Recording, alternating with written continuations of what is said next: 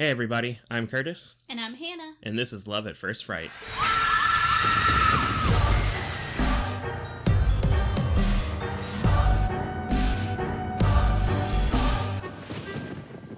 Curtis, I need you to hand me a scalpel.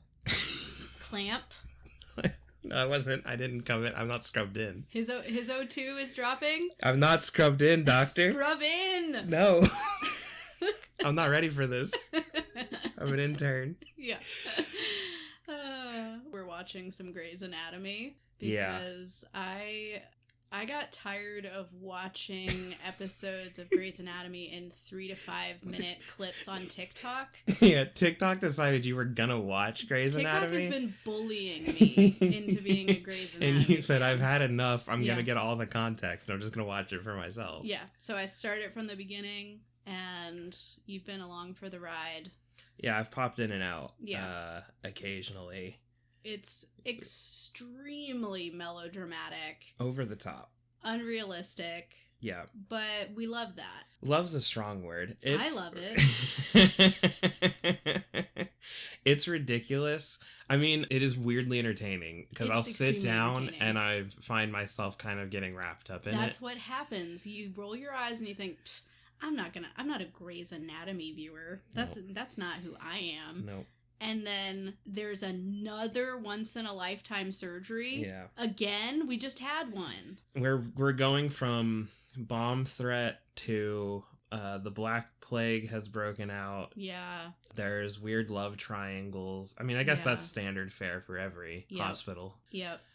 Oh, the drama of it all. Yeah. And I'm only on season 3, and they've already really gone there. And so I'm just like, there's like 17 more seasons of this show. What's going to happen? Yeah, I certainly don't know, although we talked about it because neither of us have seen it. Yeah. And we talked about it the other night when we were coming to the end of season 2 or right at the end of season 2, whatever it was. But we tried to predict when the major story beats were going to happen. And we put it out there. We're like, all right, Meredith and Shepard are going to get married here. And then someone's going to die here. Yep. And then this is going to be like the honeymoon season where nothing bad happens. And then this season is going to get really rocky. Yep. And will their relationship survive? Who knows? Who knows? But somebody is going to get killed or fired. Maybe both. Some people need to be fired. I mean, Grey's Anatomy, they should just, the subtitle is just malpractice the major motion picture. Like, it's literally just every single moment of that show is wildly unethical and ridiculous. You and I end up sitting there and just kind of going back and forth being like, you can't do that. You can't do That's that. actually illegal. You can't do that. And it's every episode. Every episode. So I don't know how they're still they're on season 19 or if it's still being made. I don't even know. I truly don't know. But we're in it now and I don't think we can get out. So no, I'm in it. Yeah. Well, you're definitely more in it than me. Yeah. But I'll stop in. I'll see what Grey's up to and the gang. I have Grey's Anatomy, and you can't judge me because you unironically watched The Blacklist. James Spader has the key to my heart. I will listen to him talk about anything and everything. Age of Ultron's my favorite Marvel. Well, not my favorite. It's one of my favorites, just because James Spader voices Ultron. Yeah. And he has that sick monologue about the church. Is so good. Him in The Office, Robert California. Yeah, he's the fucking Lizard King. Yeah, he's the Lizard King. And if you want to see him actually be the fucking Lizard King, watch The Blacklist. Glowing endorsement, okay? It's got like a 4.9 on the internet. Everyone loves this show, okay? It's good. Well, should we get into it? Is it time? Baby, lock the doors and turn the lights down low. I don't know the next line. I don't either. I think it's something about putting on some music that's nice and slow. I've heard like one part of that song. This movie, oh man, it's... Hold on to your hats. If you can. Yeah. if you got one on. We're talking about X Yeah, this week. not Twitter, not Elon Musk's brainchild. Did you say Elon Musk? No, I said not. Elon is the alternate universe. Yeah. He made cars that actually require more gas. Yeah. Cars that run on water or something.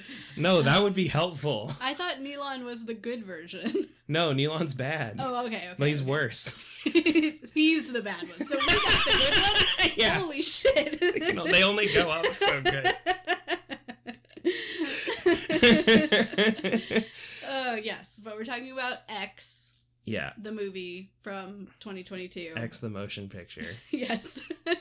I'm making an X with my We hands. had to... guys, searching this movie online is a pain in the It's ass. a Do you know how many nightmare. movies have X in the title? You have to type X horror movie in order to get because if you just anything. type X, even in like quotes, it brings up Twitter. Like you can't... You fucked up the whole thing. Well, researching this is such to a be fair, pain in I the don't ass. think Twitter was called X when this movie came out. No, but like They X got existed the when he idea. renamed it, okay? It was already taken. You missed it. Elon, get another one. Pick another letter. Y was right there. Elon wouldn't have done this to No, us. Elon would have never done this to me. Yeah, but so this movie came out in 2022. Yep. And it is written, directed, he kind of did everything, like produced, edited, Ty West.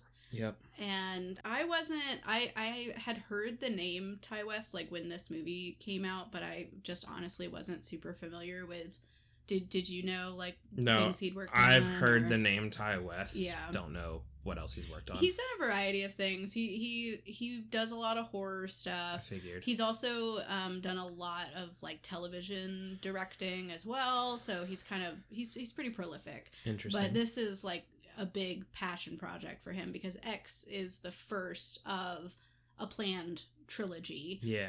The third is supposed to come out this year, which is called Maxine.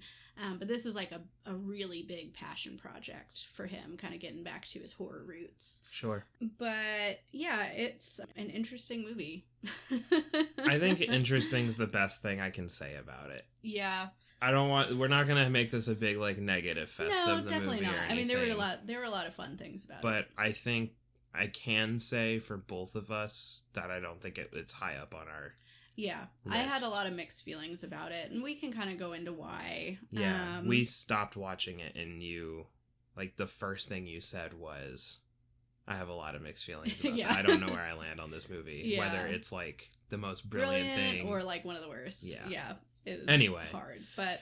Let's just kind of go over some of the basics. Who's so obviously in this? Written and directed by Ty West. Mm-hmm. It's starring Mia Goth, who plays the main character Maxine. It also has Jenny Ortega playing Lorraine. We have Brittany Snow, who I love, playing Bobby Lynn. Mm-hmm. And we have Kid Cudi is Jackson.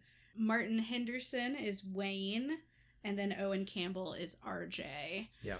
And kind of there are some other people, but those are like the main characters. The prompt of the movie, it takes place in 1979 in Texas, and a group of... It's adult film. Yeah. They're making an adult film. They're making a porn. They're making a porno. And it's kind of, it seems like maybe they've made them before. They like keep trying to find like their, their big... Yeah, basically the thing of it is we're right on the cusp of when pornos were being made for like home consumption, right? And, like direct to video at home, right? And not just like, as they say in the movie a couple of times, like not just for perverts anymore, right? And there's this whole Quote, aspect unquote. of like making it like as RJ says, a good dirty movie. There's supposed to be this artful taste to it. The name of the movie X is actually a commentary on the whole MPAA rating system and that whole kerfuffle at that point in time and everything. But anyway, so they're setting out to this group of the characters I just went over. They're setting out to make this movie, and they have decided to rent a boarding house that's on like a farm property in rural Texas that's owned by this elderly couple. And then, of course, because it's a horror movie, stuff breaks bad. So, I mean, the movie basically just takes place over like a tight 24 hours. Yeah. It's literally one night. Yeah, it's just one night. So, you know, while there is kind of some build up as a viewer watching the movie, it's a pretty tight timeline. And once things do pop off, they just keep going, you know? Yeah. But one thing I do want to say is if there's anyone who hasn't seen the movie and may be averse to spoilers, while we're not going to go scene by scene with this, we are going to be discussing things that could be considered spoilers. Yeah. So, you know, just proceed with caution. Yeah. And also, you know, if you listen to our episodes and then decide to go watch the movie, just keep in mind, you know, obviously with the premise of this movie being they're shooting a dirty film, there's a lot of sex, there's a lot of nudity, there's a lot of viewer discretion. It's basically softcore porn for like I'm not gonna say half the movie because it's not, that would be massively overselling it, but like I think there was a claim with Oppenheimer that there was 15 minutes of sex in that, which I think was debunked. That's not a thing in that. It's probably approaching that in this, and it's not. It's pretty gratuitous. I mean, there's a lot of nudity and a lot of so just, you know, use your own best judgment on what you like to watch, and if that's not something you're comfortable with, you can probably just skip this movie. But the reason I wanted to give that disclaimer about the spoilers is I also wanted to mention that Mia Goth, who plays the main character of Maxine, she actually has a double role in this movie, and she is also the wife. The old woman. So she's like in like full prosthetics and, you know, like she's playing a different person. Yeah, to be very clear, they are not the same character. This isn't some weird time travel thing where she's interacting with herself. She's just playing the old woman in the movie as well. And I think that was kind of intentional because a lot of this movie, it is sort of a discussion of like aging and sexuality and this sense of like not getting what you want, even if you work really hard for it, even if you deserve it, like you don't always get what you want. And so I think while Maxine and the old woman Pearl, they're not the same person, but they kind of they're sort of like these mirror images. It's the same. It's kind of the same life. Yeah. If you want to look at that, they are different people, but they live kind of the same life. Yes. And you can sort of see that like Maxine could become someone like Pearl in the future, and that, you know, Pearl sees herself in this young Maxine who's so full of life and beautiful. Yeah, and I mean, there's a couple of scenes in the movie that, you know, indicate as much, right? There's a scene where they are filming one of the scenes for the porn that they're making where Maxine kind of like looks over her shoulder during this, and the old woman is watching them from, you know, secret viewpoint, basically through a window for what nobody sees this, but anyway, she's and a little freak. they do like a little cut thing where in the background leaves, it's just blackness, and then the old woman is in the same makeup and in the exact same pose, and it kind of pulses back and forth. And it pulses back and forth. They do that a lot in the movie, that very specific technique of like pulsing between two scenes until the new scene takes over, which I guess like we'll just like fully get into it, right? We can just get into it. There are certain things I want to praise about this movie. Oh, me too. But there are other things that like we watched it and I don't feel like this is one of those movies that like I want to put on ever again. Yeah. It doesn't make me honestly feel that excited to go see Pearl or Maxine when that comes out. There are certain techniques that I think might have been overused in this, but I don't know. It's difficult. I'm kind of it's a mixed bag movie for me. It is for me too. I will say that for me, the cinematography and the editing was actually some of like a stronger part of the movie for me. I liked those pulsing shots. I liked kind of the symbolism of them, that they'd have these two kind of juxtaposed things that were, you know, cutting in and out of each other. I loved the aesthetics of this movie, obviously, with it being 70s. Yeah. And like even down to when the characters within the universe are making their own film, you see it in that kind of grainy 70s shot on actual film way. Like, I thought it was very aesthetically pleasing as a film. Sure. Loved the costume design and all of that. Yeah. For me, it was really just, it was more of the story. That's fair. And, you know, I didn't love. Like, I still, when we watched this last night and all day I've been kind of thinking about what I was going to say. I appreciate that there was some commentary that was being made on like aging and sexuality and all of that. But I feel like that's a difficult line to walk. And I don't know that it was successful for me. Sure. Because I was left feeling like the horror of this movie was just, oh, look, old people bodies and old people sex is gross and horrifying. Yeah. I mean, I think to kind of drill down on that exact point, there is a scene towards the end of the movie where the old man, the husband, and the old woman, the wife, do eventually like have sex, and it's on top of a bed. They're hunting for Maxine. Yeah, they kind of get distracted. Yeah, and they end up, you know, going at it. Yeah. And it's played as this really kind of disturbing moment. Right. And for like a couple of reasons. One, I think you're right in that it's like, you gross old people doing stuff. But then also Maxine is under the bed. Yeah. When they start doing this, and she's like scared out of her mind because like the guy has a shotgun and they've been killing everybody. Yeah. So she's freaked out. I mean, she woke up in the bed because the old woman was laying next to her and was like rubbing, naked, and was rubbing blood all over her and stuff like that. So she's freaked out. And so it's like, if there's a commentary about aging, I feel like in that moment it really loses it, because then I'm just like, okay, so what you're saying is this is gross. Like, it's not. Yeah, and I think that was kind of the issue that I had with it, is that it was almost saying something. It was almost critiquing, like, the way that we treat especially women as they get older.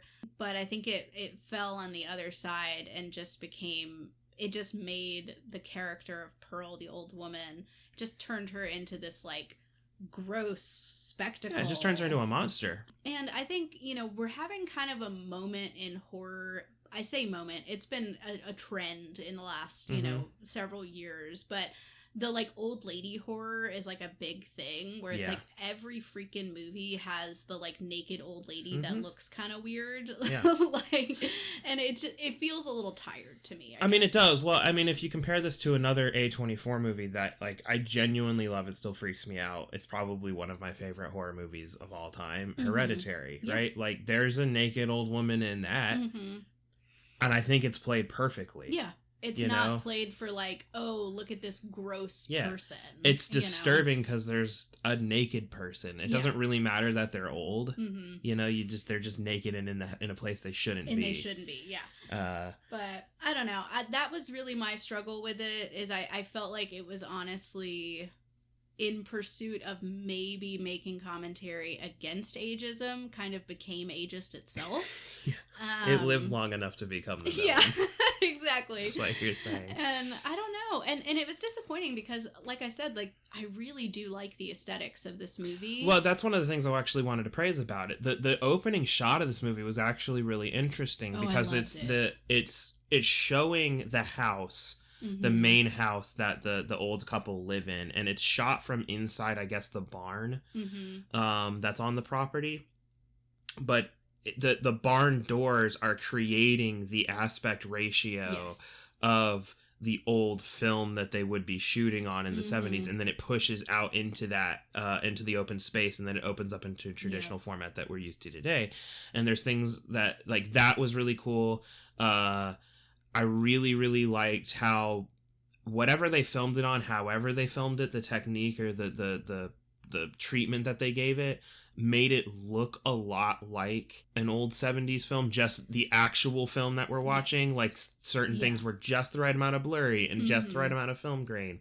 And I think the costuming helped with that. A lot of the props and stuff helped with that. But a lot of it really did come across as, this looks kind of like a 1970s movie that I'm watching. Yes. I think that was one thing that kind of grabbed me immediately, like, watch, you know, in those first important minutes establishing the movie, because we actually start out kind of after the events that are about to take place, and it's, you know, you see the police coming on the scene where all these bodies are, and then of course we go 24 hours earlier and we fill in the gaps. But even just that initial setup of seeing them kind of go through this, seeing the house and the setting and everything, I was immediately like, oh, it's Texas Chainsaw Massacre. Yeah. Like, it gives you those vibes.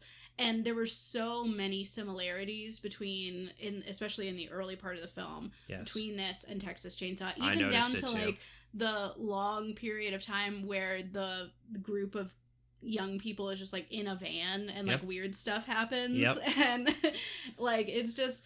It very clearly that was an influence on it. Absolutely. And I think it was a really good references. And I don't know, it just, like, it felt special as a horror lover, you know, like, that I immediately saw that and was like, oh, this is so cool, you know? I think that one of the really, like, scenes that kind of, like, hits you with it is when they show up at the property for the first time and Wayne is knocking on the door, and they do the shot from inside the house through the screen door that he's standing in front of, and that scene in itself is very reminiscent of Texas Chainsaw Massacre when they're, you know, knocking and calling for help and everything. It feels very much like that. It was framed very similarly, and they actually had it kind of mirrored from the house in Texas Chainsaw. The staircase is on the left-hand side with all the, you know, pictures and things, and then the screen door. And in this one, it was the opposite, where it was on the right side. But it looked just like you could take that and think it was from Texas Chainsaw. No, it was really good. One thing that I will really early knock on the film that it weirdly bothered me, it's not like a big thing, was the establishing when and where this was taking place text that kept coming up on the screen, because they chose to do this, like, not all at once. But they chose to do it, like, Houston, Texas, and then there would be, like, a couple minutes it felt like went by, and then it was whole screen 1979 and like this American style that flag style thing. I don't know why they did that because it's just like I already felt like we were kind of in the past because of, like, the way that everyone was dressed and stuff. But then you're confirming it after the fact when you could have just said we're in Houston, Texas, 1979 right up front, right? Like, I don't think we're benefiting. And honestly, they didn't really need to put text to tell us that it was in Houston, because they discussed that really early on. Like, you know, this whole group that's making the film, they're all, you know, traveling in the van together to get to the site where they're going to do it, and they, you know, make a pit stop at a gas station. And so, like, we get a lot of... Yeah, that's the exposition. That Wayne is talking to Maxine while they're in the gas station about why they're going where they're going. Yes. And that he called the old man on the phone, and the reason they're going out there is because property taxes were raised out people where pay, they're, you know, and so they'll take any money just for people to stay there so that they can make it easier on themselves, because, you know, when they're in the gas station, he even points out there's like a bulletin board with like a bunch of flyers, you know, looking for work and stuff like that. So, and he says in there, like, and we wouldn't want to do this here in Houston because you know how people are, like, they're judgmental or exactly. And so, I mean, you find out when they get to the farm that Wayne was not honest with the guy on the phone about, like, there being this many people, and the elderly couple don't know what they're doing. I don't think they know that they're filming at all, let alone that they're shooting porn. Yeah. You know? So, and Wayne's very like, and we're going to make sure they don't know. Right. Kind of a thing. And I guess that's kind of where, like, the weirdness starts, right, with the movie, is that he explains when he leads them to the house. And the old man's explaining he doesn't like them. Yeah. And everything. And, you know, to show some discretion because his wife is, you know, not well and up the hill and, you know, on the property and everything like that. And then Wayne's like, oh, don't worry, you'll have discretion. Yeah, we won't even know we're here, kind of a thing. And I mean, I think from that point, he was actually probably earlier, right? Like, I think the reveal later in the movie kind of indicates that they were probably going to kill them the whole time. Yeah, or at least that was on the table. It was certainly on the table. Yeah, because we kind of get, like, it seems like there's some, you know, again, it's not super clear, but there's some evidence to suggest, like, there's, like, an abandoned car that they find at one point, and, you know, different things. It seems like maybe they've lured people out here before. Yeah. Kind of for Pearl's sick satisfaction, whether that's sexual or just the thrill of killing. I'm not totally clear. I think it's kind of a both thing.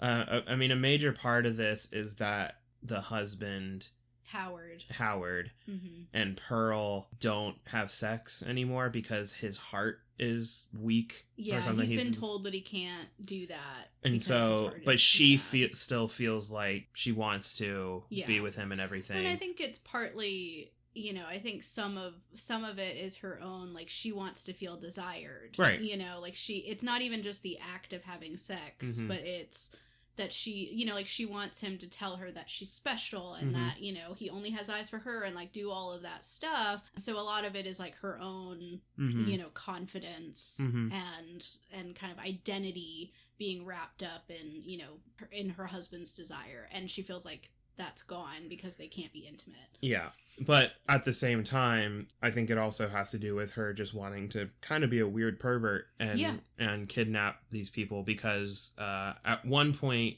when this all kicks off, Jenna Ortega's character goes into the house looking for RJ. He's already been killed by Pearl. And the Howard comes walking out of the house and asks for help looking for his wife. Yeah. And at this point in the movie, you're kind of like, does he know what's going on? Is the wife just, like, kind of going off and doing stuff on her own, and he's truly trying to be like, we gotta round her up kind of a thing? Sure. But then Lorraine is told to go down into the cellar to look for an extra flashlight. She goes down there, she finds it, but when she tries to come back up, she finds she has been locked in the cellar by Howard. Yeah. So it seems like he very much knows what's going on. Well, and then on top of that, like, while she's down there, she starts looking around with a flashlight, mm-hmm. and she finds a body that has been hung up. Yeah, and the pants are down by the ankles, kind of implying that there's some kind of sexual something going on in there to these murders. Yeah, and so Lorraine's kind of just locked in there for a while. Yeah. While Howard and they get picked on, go around killing everybody.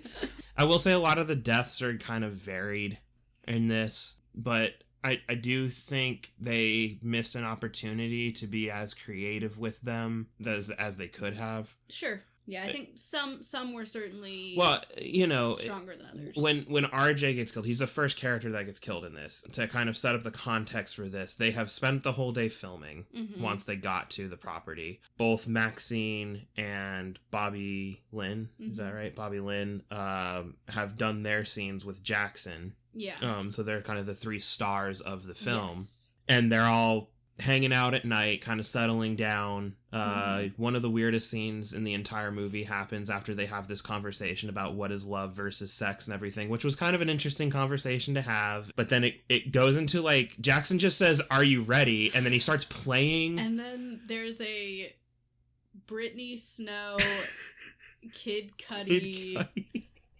acoustic cover of Fleetwood Mac's Landslide. It was truly out of nowhere. It's the whole song. Yeah, it's the whole song. And they're all just sitting there respectfully just, like, vibing to it. And then after that, Jenna Ortega's character says, "I want to have a scene in the movie." And the important thing to know is that she's not one of these actresses. No, she's was there for the sound. Yes, to help RJ. She's the girlfriend of the guy who's, you know, doing the cinematography. Mm-hmm. And she's actually been kind of judgmental towards them. And quiet, too. And they've, you know, kind of called her, like, church mouse and prude and, you know, all this stuff. So it's quite shocking when she's like, I want to do a scene. Yeah. And so RJ kind of loses his shit. And then Wayne talks to him and says, "Look, man, you got to let her do it. Because if you try to put your foot down and say no, then she's just going to go off and do this with who knows however many people." Mm-hmm. And I mean, I don't think Wayne is a good guy. No. He talks early on in the movie about, like, he had some other business thing that he was doing and the IRS, came after him and everything like that. It also gets dropped because he's dating Maxine. Yeah. It gets dropped, "Oh, I can see why you left your wife for her." Yeah. So it's like, he's not a great guy. Yeah. And so, Maxine's also doing a lot a lot of cocaine. Yes. In this movie. She loves cocaine. But so like they're not like good people. Yeah. Even Wayne, when he's talking to RJ, says none of them are good girls. Yeah. Because RJ says that Lorraine is a good girl as opposed like to the other two. Right. And Wayne kind of loses it at that. Yeah. Anyway, so he films the scene between his girlfriend and Lorraine and Jackson, and then he gets really upset afterwards and he says, screw this, let's see how far they get without me. Mm-hmm. And he goes to leave. He goes back up to the van and he starts to drive off, and Pearl is standing there in the darkness. He almost actually hits her. Yeah. So he gets out and he starts talking to her, and then she starts to like... She kind of starts like coming on to him. Yeah. Like she's like sort of touching him and like trying to lean in and like maybe kiss him. And obviously he's uncomfortable with it, but you know, everything that they've heard at that point is that like she's not well, like she gets confused. So everyone's been very like, you know, like let's get you very back to your understanding and like, oh, she's just confused. She doesn't know what she's doing. We just get her back inside. Everything will be okay. But so he turns her down, and when this happens, she just stabs him in the neck, and that kill got me. It got me too. Because like, you kind of see it coming. We're already however long into the movie, nobody's died yet, and this is a pretty creepy moment that's going down, and then he gets stabbed. But and you see her kind of like she has one of her hands behind her back, even when she's being kind of like coming onto him and everything. So I'm like, she's definitely holding something. I just don't know what it is. So she stabs him. You kind of see it coming, but it still got me to jump a little bit. And then this was probably the most intense, personal, gross kill of the whole movie, where after she stabs him, he falls back and he says, help me, and she pulls the knife out, and then she continues to stab him in the neck. She like crawls on top of him and is just stabbing him. She's straddling him and just stabbing him. And this was, I mean, it was cool because they're in the headlights of the van, and the blood starts to spray up, and it like starts coloring the whole scene red, and she just keeps going, and it's like a prolonged scene. It's very uncomfortable. Yeah, it's very uncomfortable, and I was like, okay, if this is what we're in for, I think this is actually going to be really, really good. Yeah. Unfortunately, that was kind of it. Wayne has a particularly, you could say, gruesome death, I guess. He ends up stepping on a nail going to look for RJ after Lorraine has woken up and RJ's not there. They split off, and this is when she goes in the house and gets locked in the basement. Wayne goes to the barn and he's looking for RJ, and he steps on a board with a nail in it. Which I think was just unrelated. I think that was just bad luck. Yeah, I think it was just bad luck. Otherwise, they're like John Kramer levels of just banana. And then he'll step Saw X. It's all related. But then he like sees something or hears something from like the darkness of the barn. He goes like looking through some holes, and then he gets stabbed through the eyes with a pitchfork. And then she comes in and stabs him again while he's on the ground and starts throwing some dirt on him and stuff. She loves to stab. Yeah, she's a stabbing kind of girl. Yeah. Big stabber. But like even that death, I mean, the most gruesome is that like they cut back to it because you just see the spikes go in his eyes, and then they cut away from it, and then we cut back to it when she like pulls it out, and you kind of see it pull one of the eyes out. Yeah, it's pretty. But it's really quick. This movie has a fair bit of gore, and I think the gore is pretty well done, partially because they don't linger on it for a long time, but it is quite impactful. Yeah, you know. But then the rest of the deaths are very quick, and you don't see a lot. Yeah, it's mostly just people getting shot. Jackson goes to help Howard look for his wife, the ruse of looking for his wife. There was a lake earlier in the movie where Maxine almost gets eaten by an alligator, but she's completely unaware that it's even in there. She didn't even know that it was like right behind her when she gets out of the water, so completely unaware this thing is in there. But Jackson goes and helps Howard, and then Howard ends up shooting Jackson in the chest, which we don't see. He just gets blasted in the chest, and he flies back. Bobby Lynn goes down to the same lake, and Pearl is standing on the dock, and she's naked, and Bobby Lynn wraps a blanket around her and is trying to be like, we should get you back inside and everything. Again, trying to be nice. And then Pearl starts being like, you don't deserve to be able to flaunt it in my face and everything like that. And then Bobby Lynn starts being like, well, just get out of my way then if you don't want my help. And then she goes to call her a bitch, but Pearl pushes her in. And of course she gets... The alligator immediately eats her. Yeah. And then Pearl like finishes her sentence. She's like, bitch. And I'm like, oh, okay, Pearl. Okay, Pearl's a little sassy. Yeah, she got that dog in her. She a sex fiend. She a murderer. And then Lorraine, she had my second favorite death. My favorite was RJ's. Yeah. But Jenna's death was my second favorite just because it's so shocking. It's very shocking. Like, the funny thing is to add just a little bit of context to this. The opening of this movie, like I said, you see the house from the barn, and then the camera starts to go up, and you're seeing the sheriff rolls up. And he starts looking around, and there's all these, like, blankets covering bodies, clearly like bloody bodies all over the place and stuff. And he goes to go to the front door, and there's a hatchet that is, like, the tip of it is, like, embedded and sticking up out of the porch by the front door.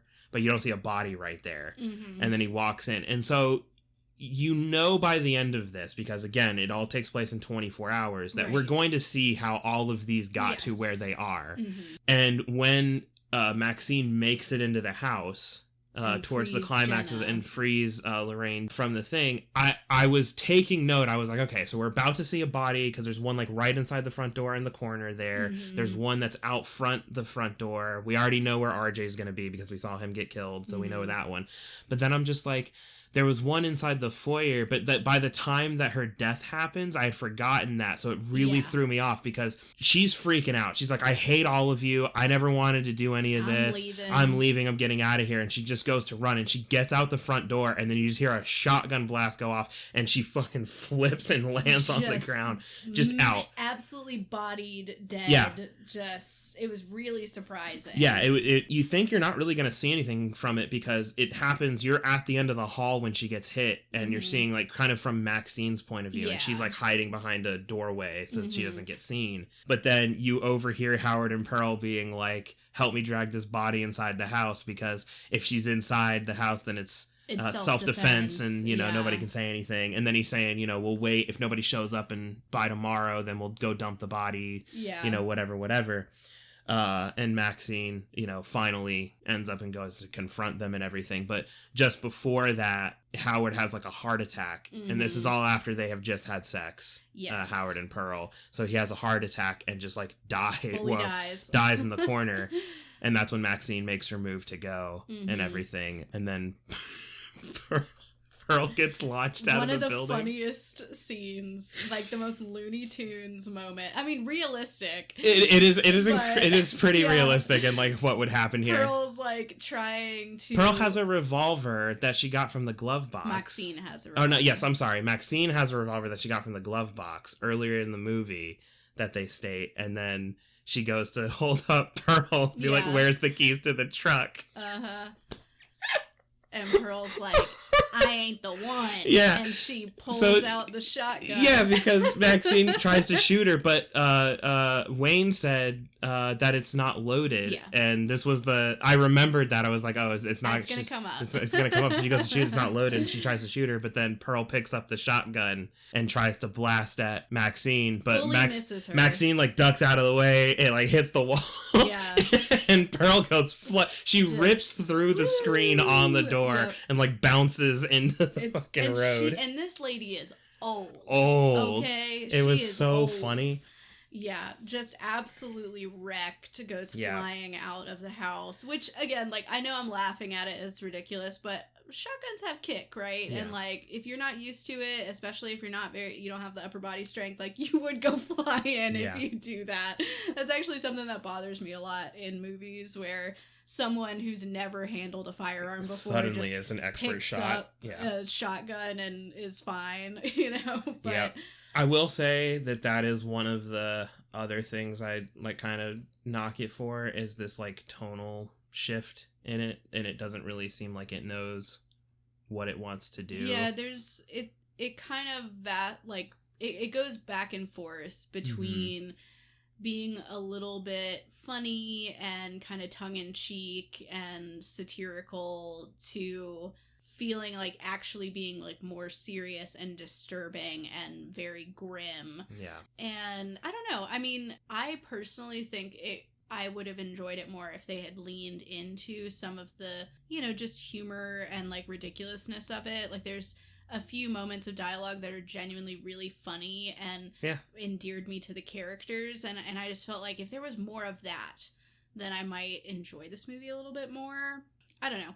I mean, obviously, I have mixed feelings about it. I love certain things about it, but I don't know. I agree that it seemed like the tone was a little bit all over the place. Yeah. Well, there's like, you know, there's the scene where Jackson goes to help Howard. Mm-hmm. Howard's walking up to the little, you know, house that they're all staying in, and Jackson sees him through the window coming because he was like getting a drink in the middle of the night because he woke up, and he goes to the door and opens it, and we know that Jackson is naked for like this entire time. We see his butt and everything, and he's just standing at the fridge drinking some milk, and when he opens the door, it's all like a bust shot of him until the climax of the scene where he agrees to go help Howard. And it has pulled out significantly when we do that, and you can just see a silhouette. Yeah, you see kind of the outline of his junk. And it feels kind of silly. It's a joke. It's played entirely for a joke, because there'd be no other reason to do it other than that. Right. Yeah. Because we already knew he was naked. Right. And Howard would obviously be kind of upset by this, but like we doesn't reference it at all. Yeah, he doesn't even reference it. Yeah. I feel like there's a lot of scenes that are like that, where like it's played more for a joke, and then to me, especially because it's not billed as a horror comedy. No, it's just a horror movie. Yeah. That it feels like it doesn't really have enough time to recover from the funny moments to like you know, get into the horror of it again. It has kind of a long build up before people die, and then I don't think a lot of the kills are that satisfying, and then you're trying to punctuate that with some funny moments. Yeah. It just kind of feels all over the place. I do think it was a little all over the place, and I know that, like, because I haven't seen Pearl yet, the sequel, which is actually a prequel. It's about the old lady Pearl as a young woman, also played by Mia Goth. And I know that movie is like very weird, you know, like there's a lot of just like uncomfortable moments, and kind of funny, but kind of funny in that like uncomfortable, like ha ha ha ha ha kind of way. Yeah. And I think that was sort of what they were going for with this one, was that sense of you gotta laugh or else you'll cry, kind of, you know, of like sort of the ridiculousness of it being the disturbing thing. Sure. But I don't know how successful it was. Yeah. It might be more successful in the other ones. I mean, I still think the scene with RJ is... Yeah. Well, and one thing you didn't even mention, and again, I think this was also kind of a reference to Texas Chainsaw, after she kills RJ, because she's already told, like, she had kind of a bonding moment with Maxine where she tells her, like, I was a dancer in my younger years and I was just like you and all this stuff. And after she kills RJ, she, like, stands up and she kind of does, like, sort of a dance, like, over his body. And it goes on for, like, kind of an uncomfortable amount of time. Yeah. And I think it was really important in the development of her character. Yeah. But it also did remind me of that, like, iconic, they call it, you know, the temper tantrum that Leatherface has at the end of Texas Chainsaw Massacre.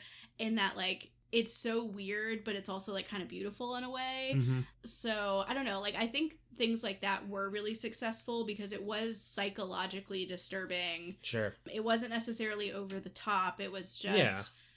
really unsettling and weird, you know, which I love that in horror. I think that's great. I genuinely do. I think the problem is that, like, what it ends up feeling like is if the message was supposed to be about, like, you know, why are we uncomfortable with aging, and, like, why is it okay that they're, you know, these quote unquote beautiful people are filming a porno, and it's great, and that's, you know, sexy and cool and whatever, but then it's gross and weird that old people are, you know, into this, and the whole commentary about aging, when a lot of the uncomfortableness just is because she's old yes. and doing weird stuff. Yes. You know what I mean? And that's why I feel like I ultimately just landed on I don't actually think this movie is saying anything important, because it just feels like it could have been that. And I do think there were some strides in the film, but overall I was just left with feeling like Pearl was kind of the butt of the joke because she's old and she has saggy boobs now, and isn't that weird and gross, you know, which is kind of disappointing. And I mean, I do respect some of the kind of the reflections in the storylines between Maxine and Pearl. Sure. Maxine being this young budding star who's so desired and, you know, full of life, and Pearl seeing herself in her, that, you know, she wanted to be this dancer and this star, and that obviously never happened for her. And so it kind of makes you wonder, like, what is Maxine's fate going to be? You know, is she going to be a star, or is she going to end up like a Pearl who just never gets what she wants and lashes out? She will not live a life she does not deserve. Yeah, that was her mantra. She would do a bump of coke and then she would say, I will not accept a life I do not deserve. She does a lot of coke, guys. A ton of coke. The scene where she gets woken up by the old lady, Pearl, in the bed, she freaks out, right? And then Bobby Lynn wakes up. And then the next scene that we see Maxine in, she is doing a line. She's doing coke, before she does anything else. And I'm like, girl. She didn't even wipe the blood off of her. She was like, I gotta do this coke first. It was very funny. Yeah. Did you have a scariest moment in this one, you think? I mean, I think the scariest moment we've already talked about a lot, which was RJ's murder. I think the whole thing was deeply unsettling, from, you know, him kind of being lured in and his kindness being his demise. The weird kind of dance at the end, and even her like straddling him, which I think was sort of meant to be kind of sexual in a way. Like she is getting some kind of release or satisfaction out of this. Absolutely. So I think the whole thing was really uncomfortable. And I loved the choice to have the lighting of the scene be affected by the blood and it turn everything red. I wish that the rest of the film had kind of lived up to that. Yeah, that's I think encapsulating of how I feel about it. I agree. I think that's probably the scariest moment of the whole movie, unless you really just don't want to see two old people having sex. Yeah. But other than that, it's definitely RJ's murder for me as well. I think it is actually really well done and well shot, that scene in particular. It feels deeply personal, deeply upsetting, and very weird. Very weird. But the rest of the movie I just don't think lives quite up to that. I don't think so either. And I don't know. I mean, I do think there are some decent scares. There's some good jump scares. They also kind of do some fun stuff in the build up to the big murder, where you'll kind of see Pearl like lingering in the background, like the scene we referenced earlier when Maxine goes for a swim in the little lake thing. You kind of see the figure of an old woman like in the tree line. They don't bring a lot of attention to it, but those little moments I do think were very effective. And showed, you know, kind of a some subtlety and some tension building. Yeah, well, it drives home that something is off, right? Like, we don't know what, but like something's definitely weird. Right. And I think it helps lend to when Howard does come out and ask for help looking for Pearl, right? Because up until that point, really, we've only seen Pearl being weird. Right. Like, Howard's kind of standoffish and he definitely doesn't like them. He's grumpy, but he's just kind of an old man. He's just an old grumpy guy. Yeah. And he's just like, whatever, just don't bother me kind of a thing. But Pearl's like inviting Maxine up to the house for a glass of lemonade and touching her inappropriately while they're in there, and sneaking off to watch them film the scenes and whatever. Like, Pearl's definitely the one that's being weird until we get the reveal that Howard's also in on it. Yeah. Kind of a thing. Oh, and one thing I did want to, this isn't necessarily the scariest thing, I just wanted to touch on this because I think it was another theme of the movie. There's kind of this recurring thing that's happening in the background anytime there's like a radio or a TV where there's this TV evangelist that is, you know, talking about how the world's going to hell because, you know, everybody's been corrupted by the devil and, you know, perverts and sex fiends and kidnappers and so we see and hear that a lot throughout the movie, and I do think that's another thing that they were kind of commenting on was this sort of tension, especially in the 60s and the 70s, of like youth culture versus like older culture, and being more progressive versus being more conservative, and women's liberation, and like all these different things that were kind of going on. And I think that was another kind of juxtaposition between Maxine and Pearl, is that even though Pearl, you know, was this, you know, beautiful dancer and everything, she wasn't doing the kind of things that Maxine is doing. Like, she's this married, monogamous woman. And so I think there's also kind of this tension of like, Maxine does whatever the hell she wants, whenever the hell she wants it, and kind of some jealousy from Pearl that like, why didn't she have those kind of choices? Yeah. You know? Yeah. But yeah, that sort of, that evangelist thing is recurring throughout the movie. And I think, especially with it being set in Texas, you know. Yeah, I think there's a lot of rural area meaning there. Yeah. Like I said at the top of all of this, that the name of the movie is a reference in and of itself to the MPAA rating stuff going on at the time. Right. And that it's why NC-17 ended up becoming a thing, because at the time it wasn't a thing. Anything could be rated X, but it wasn't copyrighted as a rating, and so you could self-apply that. And so a lot of producers of porn were abusing that so that they could get their movies into movie theaters at the time, and then eventually movie theaters were like, no, we're not going to show that anymore. Yeah, we don't want to show lusty nurses too. Yeah, anymore. And so they applied the NC-17 rating, which is a copyright thing of the MPAA. And then a lot of theaters still didn't want to show NC-17 stuff because that became like the new standard of like X-rated films, because that wasn't a thing anymore. Well, and I mean, even today, I mean, people work really hard and do multiple edits of their movie to avoid getting an NC-17 rating, because to get it down to an R. If you want it to be theatrically successful, you can't have an NC-17 movie. Yeah. You know, I mean, your best bet at that point is just to go direct to streaming. Yep. Good, bad, or indifferent, that's just the reality of it. Yeah.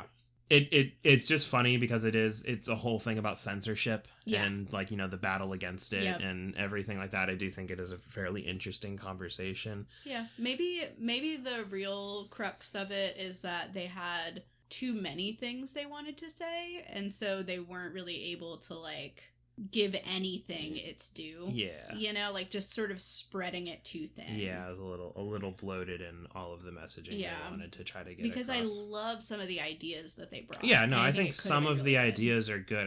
I don't feel like they follow through. Yeah. You know, maybe as a complete trilogy, it would feel that way. And I know, I mean, you do what you want. We don't always watch the same movies. Yeah. But I would like to see Pearl and Maxine. I still want to see it. I just, after leaving this one, I don't feel excited to go watch That's fair. them. That's you know what I mean? I still feel excited, but I've also heard a lot of really good things about Pearl. So. Sure. And maybe, like I said, like maybe I'll see Pearl and I'm like, oh, you know what? I get it. Yeah. You need to do a double feature and you need to watch both of these because then the messaging really comes across and you really get it. We can hope. Or maybe Pearl's just a really good horror movie. I don't know. Anyway, did you want to... You want to rate it? Yeah, we can rate this one. How about you go first? I still need to think on it. Okay. I thought about this. I was pretty set on it pretty much as soon as the movie wrapped.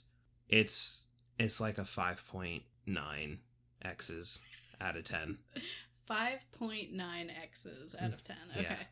There's not stars. Yeah. There's only X's. There's only X's. I see. Yeah. Okay. That's actually lower than I thought you were going to give it. I have been waffling on this pretty much all day. I think I am going to give it I think I'm going to go just a straight up 5. Okay. Because it's not necessarily that it's middle of the road as a movie, but it has very high highs and very low lows, which I think are going to even out. I think that's to be a 5. Fair. Yeah. And it'll be 5 farmers' daughters. Oh no. Out of 10. That's so many. That's for a lot. The context. That's a long movie they're making. Oh boy. Yeah. But anyway, all that to say, I mean, obviously I didn't love this one, but you might. So maybe check it out if it sounds like it appeals to you. I don't think you're gonna like this one.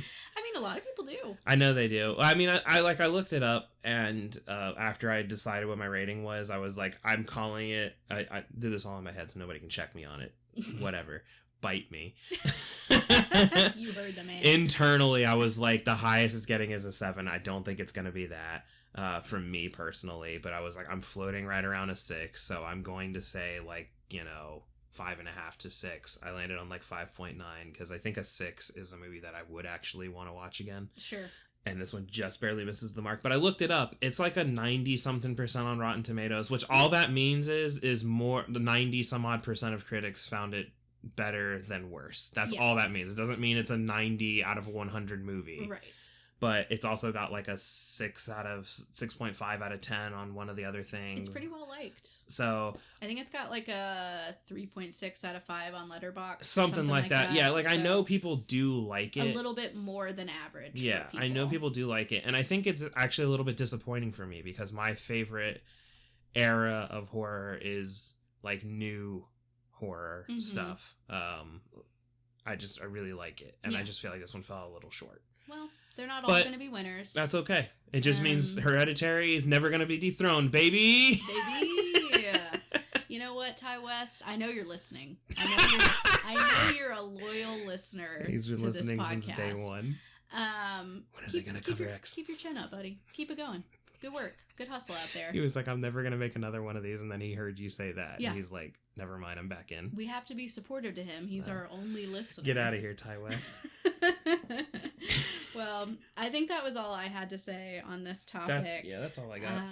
We'll go ahead and let you know we've done a couple of more recent movies recently, so we're going back to a modern classic. I am excited out of my mind for this because hyped. We did a whole watch through of the entire series of this before we reveal it. I feel like this needs a little bit of a drum roll, this is our drum roll, right?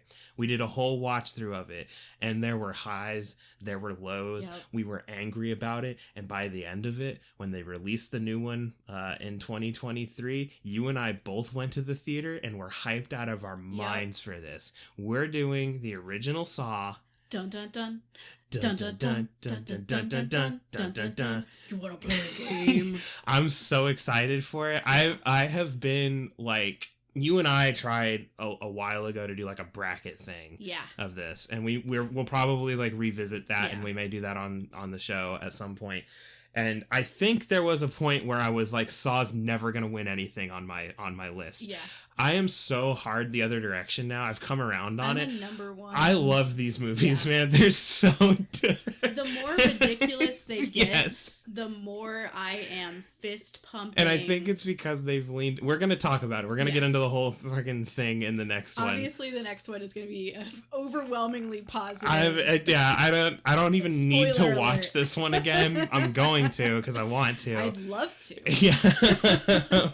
But I love it. It's so good. I'm so excited. If you haven't seen Saw, get out from whatever rock you're living under and you need to watch it. It streams everywhere. It's always on something. It's always on something, and it is worth a watch. It is. Even if you never see another one of the other Saw movies, one is the really Saw all one's you great. need. You'll get it. Yeah, it's a nice little tight story, and you can be fine with that. So anyway, be hyped. Yes. We're gonna see you here in 2 weeks. Yep. Talking about Saw. Yes, I'm so excited. I'm so over it. I'm out of my mind with this one. It's going to be good. Me too.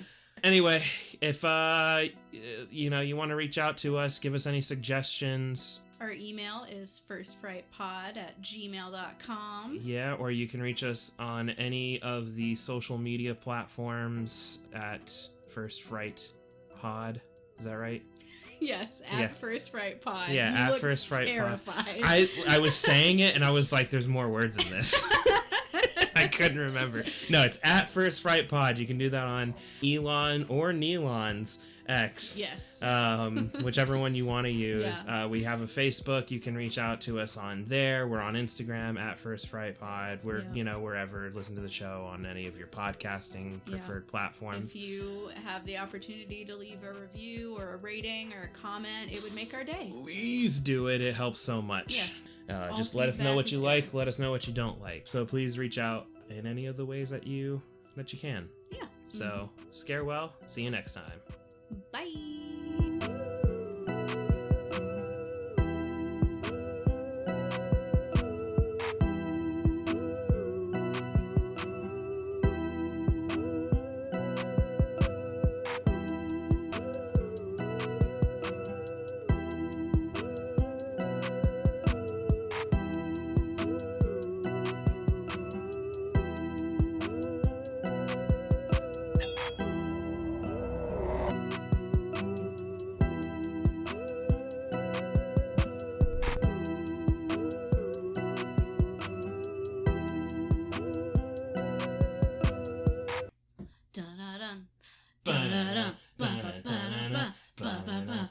It's all coming together in a montage. We're not even, we're still on the episode for X. We haven't even gotten to it.